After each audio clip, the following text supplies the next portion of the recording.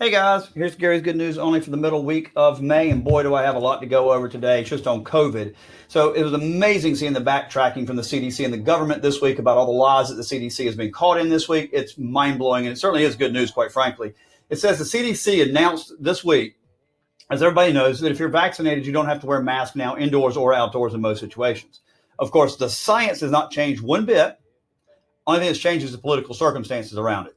The CDC suggests that you still wear a mask if you're in a large group outdoors, like at a baseball game or something of that nature. Of course, there's still absolutely no evidence about that. And the overwhelming data says the basically spread in these situations is non-existent. So you have to ask yourself, what has happened since December when the vaccines came out and you started getting vaccinated? What's happened since then and now that makes all of a sudden they had to change and say, okay, you can actually not wear a mask?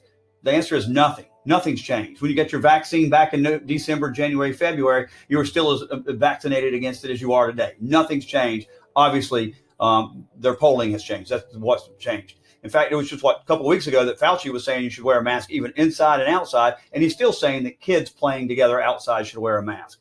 Who's listening to him anymore?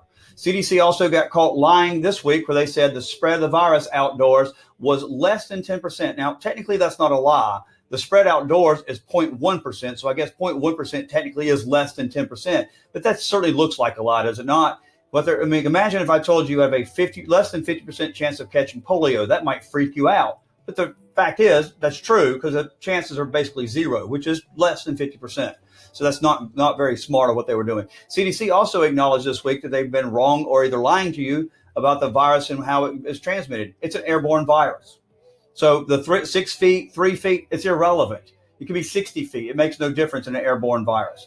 A CDC memo this week also released from a FOIA request shows that they quote, this is their quote, that they found absolutely zero evidence that one mask or two masks or cloth mask or any type of mask provided children any benefit at all, period. So basically they said mask on children had no effect whatsoever.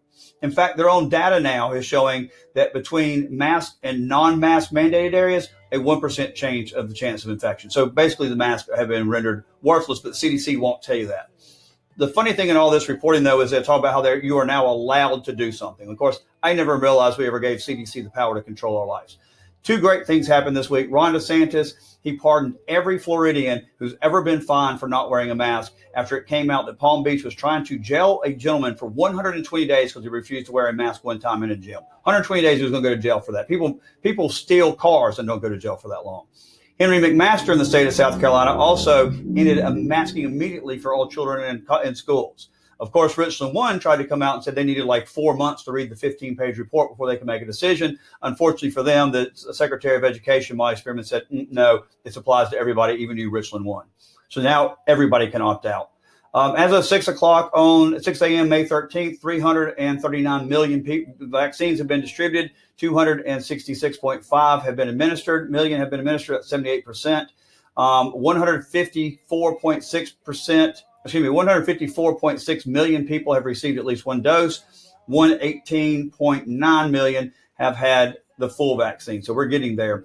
The 7-day rolling averages are very good. Also, new cases down to 35,000 and some change. That is a decrease of 23.6%, which from the peak in January 8 of 2021, 85.8% decrease. The current 7-day average for hospitalizations also went down 12.4%, and the 7-day average on new deaths also decreased to 10.3%. Clay Travis said this on Twitter, and I think this is the most appropriate thing. On March 29th, the CDC director warned the country was facing impending doom over COVID and the relaxing of restrictions.